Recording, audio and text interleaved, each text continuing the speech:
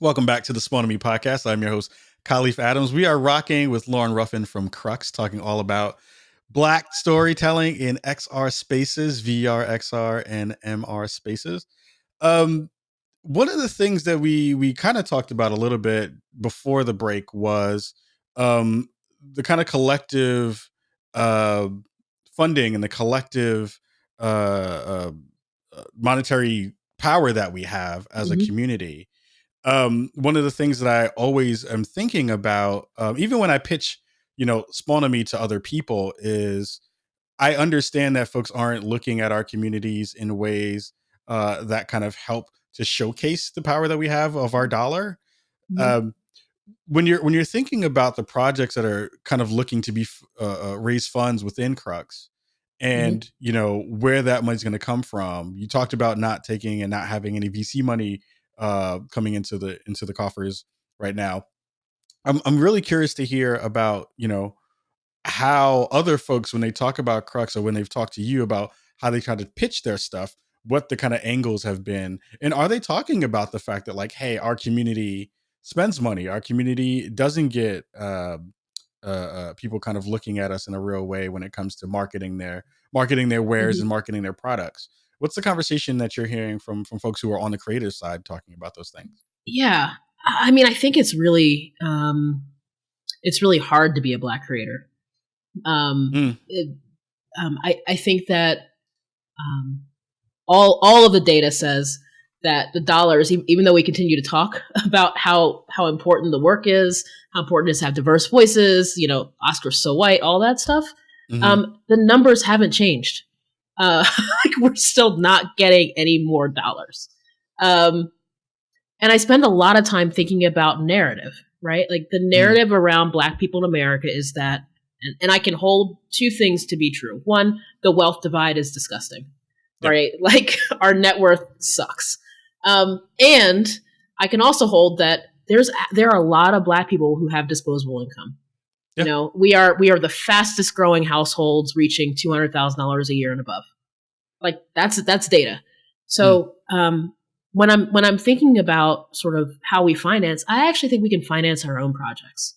hmm Like at this point, crowdfunding, the crowdfunding apparatus, GoFundMe notwithstanding, there's a lot of opportunity for us to organize to keep a dollar in the community longer, so that we can fund these new stories to be able to change the narrative. And I would love for VR to be a space where that's where we go to have a more balanced conversation about what we're like. hmm. Maybe we could spend some time creating stuff that where Black women aren't being abused, where our entire community isn't homophobic. I'm Please. not calling anybody. I'm not calling anybody out, but No hope, hope, doubt. yeah, but like maybe we could just show a richer experience of Blackness because we're not a monolith. Yeah. But at the heart of Crux is really this conversation about how much is enough.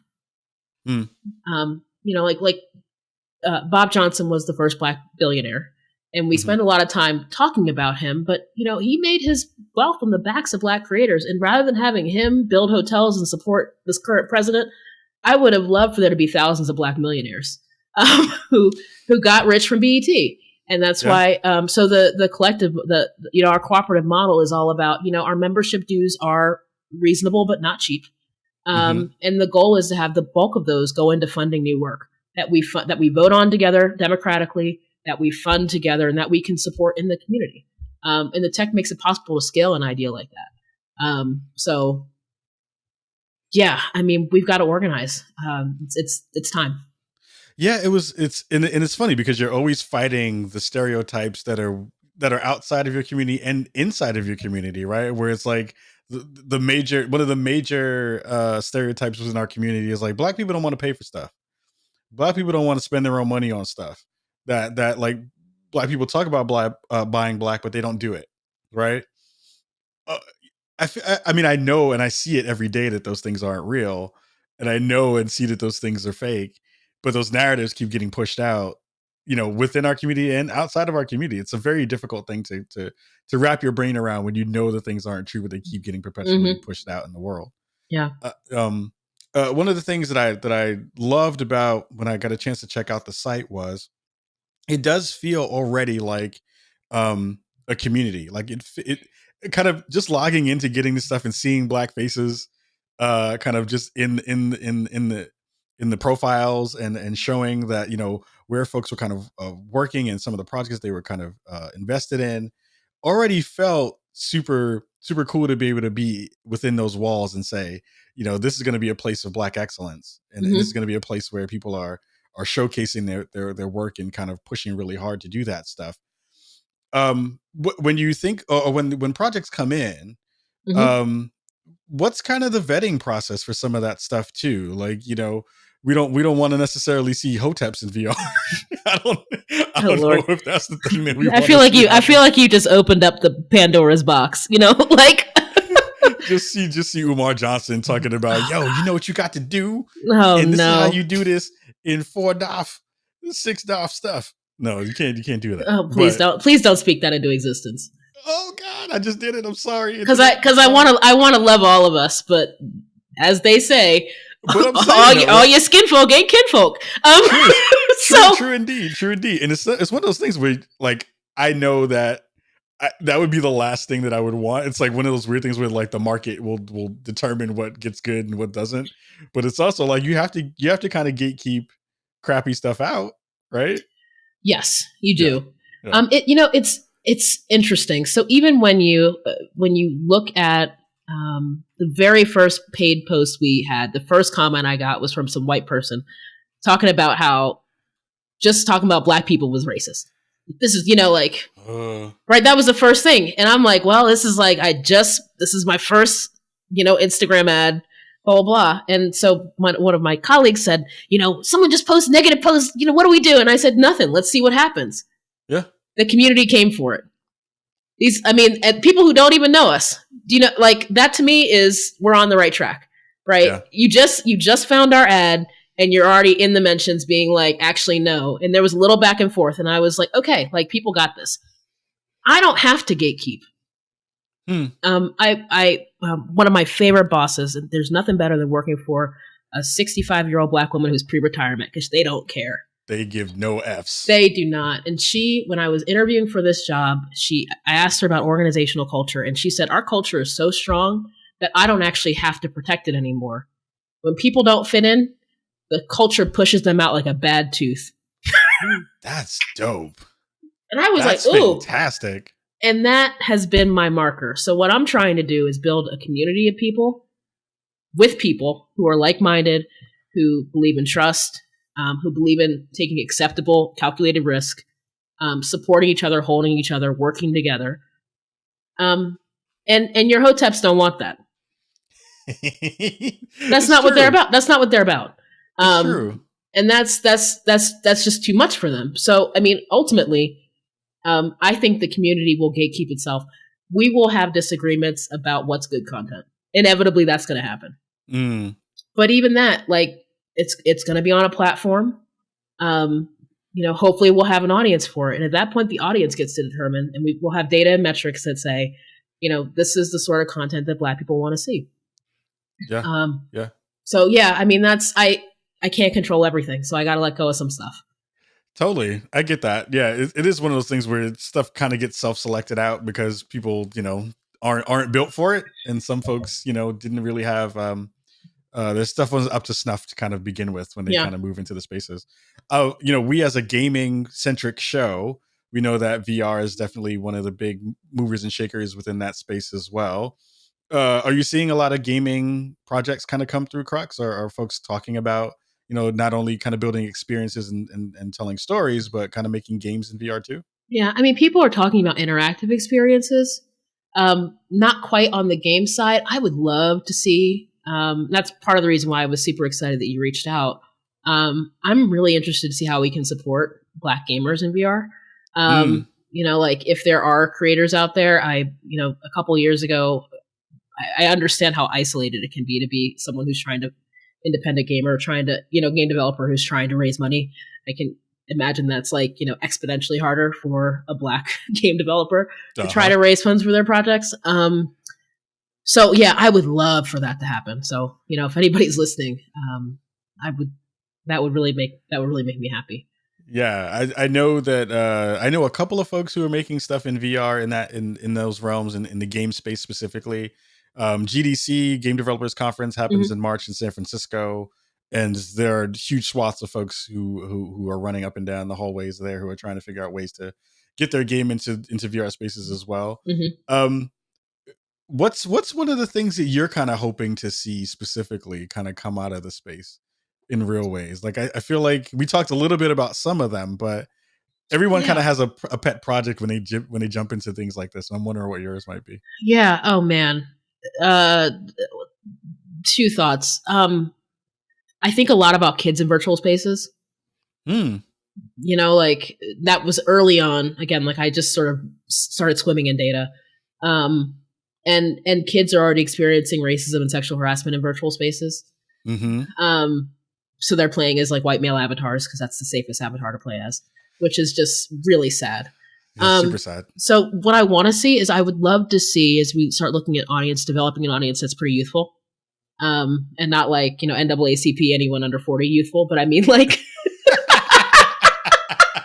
I mean like actually youthful. like, did you see Living Single when it wasn't in reruns? Yeah, exactly. Exactly. So I think that for me in terms of audience would be really, really meaningful. And the second I really want, I really want someone to do like one of those like, you know, 70s sci-fi soul albums. I want someone to do like a Ooh. VR piece that just does that landscape. And I've been obsessed lately with a creator who's not black, who is this Maori dude named Troy Kingi, Mm. from New Zealand, and he's got this album right now that I'm like, man, I'm part of like I want to learn to code, um, just so I could put this album like I want to make this album into a VR piece. Oh. It's called the album's called "Shake That Skinny Ass All the Way to Zygertron." It's wild. It's Oh so my wild. god. But I'm obsessed with it. But so that's the sort of project I want. I want to see some like just like, can we just have some fun? Yeah. Yeah. Wait, can you repeat the name of that again? It's called Troy Kingi. He's gonna be like, why are all he's in New Orleans right now, by the way. And Oh, he must be having a blast. I can't get there, but it's called Shake That Skinny Ass All the Way to Zygertron.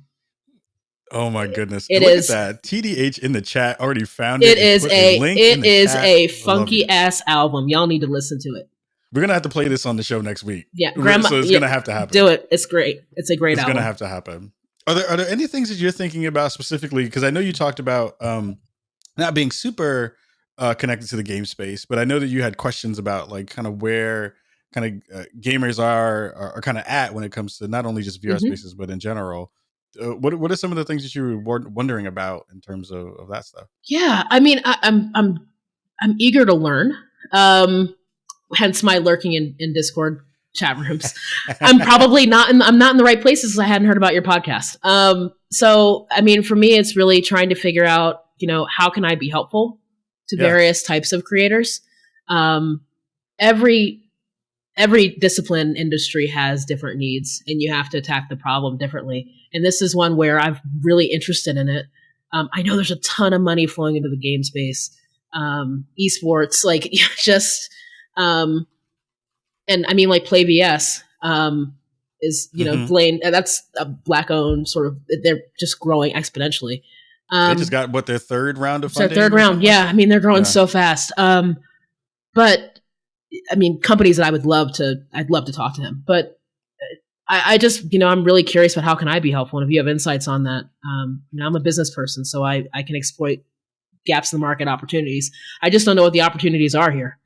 I mean, I think that there's lots of layers to where someone with your knowledge can be amazingly helpful in this space. I think to folks who are thinking about making games, those folks are always looking for people to be able to reach out to not even start the process of necessarily looking down the road and getting funding, but how do you pitch yourself to people in a good way, right?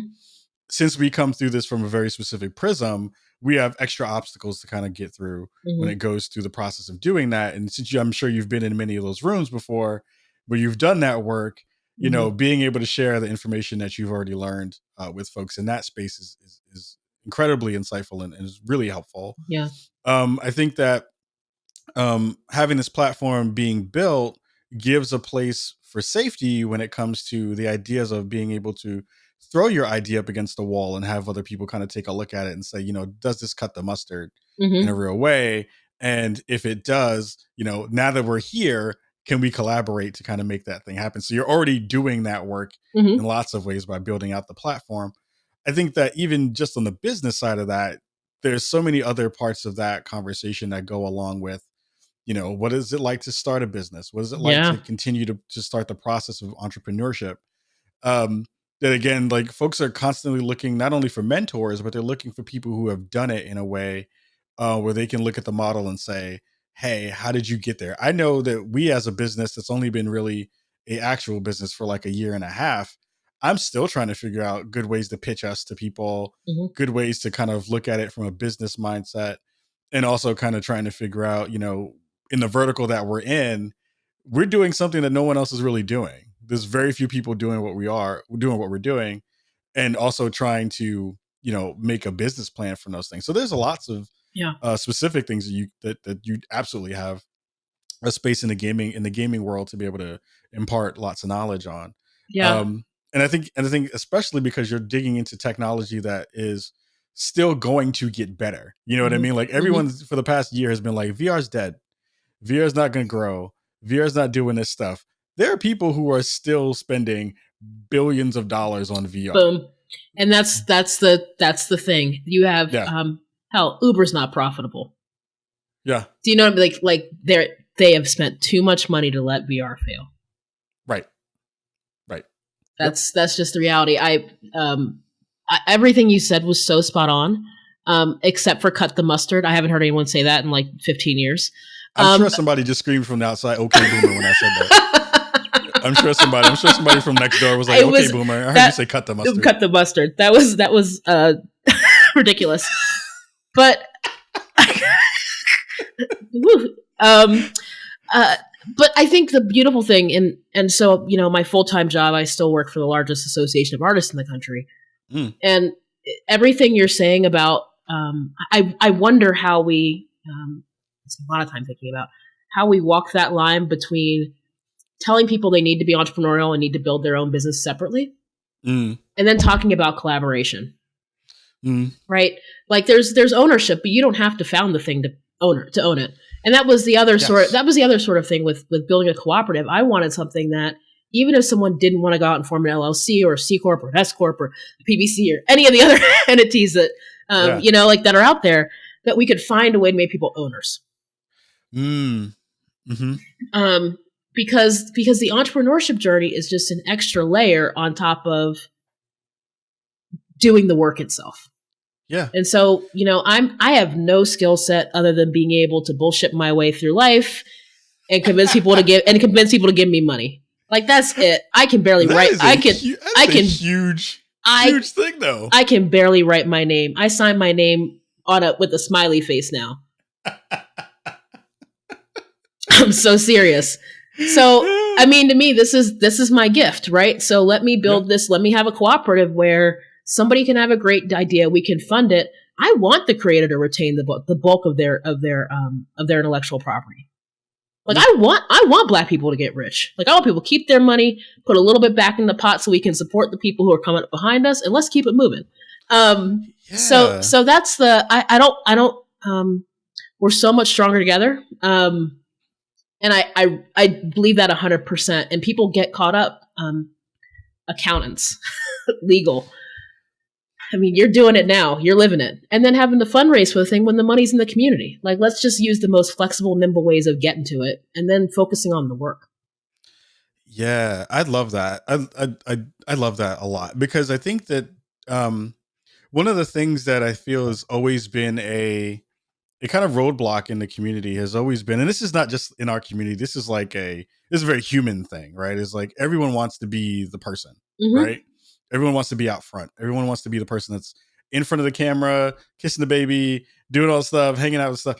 And a lot of people don't want to take the step back and say, how can I use the skills that I have to uplift everyone at the same time while showcasing what I'm worth and showcasing how well I can do a thing.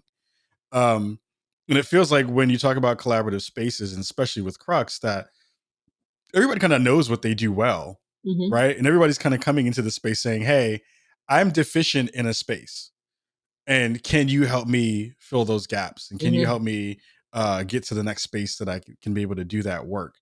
Um, That's a fantastic thing that you shared, because I love the idea of just like you have to kind of be humble in that respect and say, I don't know everything. I don't know how to get everything done. And can you help me? And I feel like that's a part of the community that we don't get to hear often in conversations. There's a great conversation I would love to have with you and other people about the there's a layer in the culture that's very, very brash and bravado, Hmm. and and I feel like sometimes we don't necessarily get the best out of people because everyone is like, I need to be the person, Yeah. right? Well, Um, I also think that those business structures force you to be the person. So when you're going to a bank, they want to know who's the CEO. Like mm, when you're filling out your corporate and corporation papers, they don't. I mean, again, like my full time job, we switched from a single CEO to a 4-person leadership team. yeah. We had to change our bylaws. We had to go everybody like the bank signatory, everything. That's a big organization. It's we do about Hmm. $30 million a year in business. Um, but you realize that um, I'm going to say white supremacy forces you into having a savior. Mm, And when you build your business and you decide what container you're going to have, you're going to pick a container, and the majority of the containers say there's one person who can do the thing, and that's how that changes your mindset. yeah. And it's Yeah. terrifying. I don't ever want to do anything alone. Like one, I don't like people that much. I like you. Like I appreciate that. Same. I'm a little funny about people. I'm a little socially awkward when I'm not drinking my non-alcoholic beer. You know, like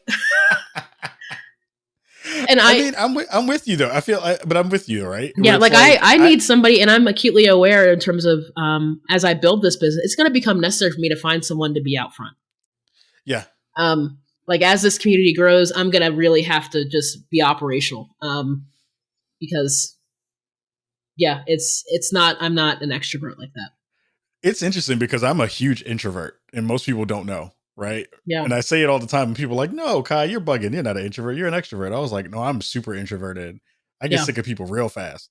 yeah. But it's one of those things where it's like I've learned to network. I've learned how to, especially because you're in front of a camera and talking to people Hmm. in a long format, that you have to kind of get out of your own shell. But it also feels like, the people who understand that part where they're like, I don't Hmm. need to be out front, but I will kick ass in the back. Like Yeah, I'll knock it all out. You need those people as the foundation for your businesses. You yeah. need those people as the foundation for your work. Um, we're almost running out of time. This hour has Cool. Then flown that's gone fast. by. It has flown by. Um, what's next for Crux coming down the line? I know that again you've started to build out some of the stuff. You have the kind of beta kind of going, at least for some folks to be able to kind of get a flavor of what's happening in the space. Hmm. But what's the next step for where Crux is going to go and what you're looking forward to do in the rest of 2020? Yeah. So right now I'm really focused on two things. Obviously onboarding people onto the platform is really important to me. Figuring out a pricing structure that works for folks. Where monthly Hmm. payments starts at like $40 a month. Um, getting some getting the Black organizations and folks that I know are hiring people onto the platform so that there's sort of an opportunity churn. A lot of brilliant people are freelancing. I want to make sure that we're connecting sort of the organizations that I know that need brilliant Black freelancers, coders, tech talent, folks in VR, storytellers with the people. So really trying to build out the platform and making that a robust community that's self-sustaining so that we can begin to fund new projects. And Yeah. then obviously the second piece is licensing content for the distribution platform, which Mm. also begins like once we generate revenue there, goes back fund new projects. I mostly just want to be really intentional about how quickly we get to revenue positive, Yeah. um, so that we can do some amazing things together.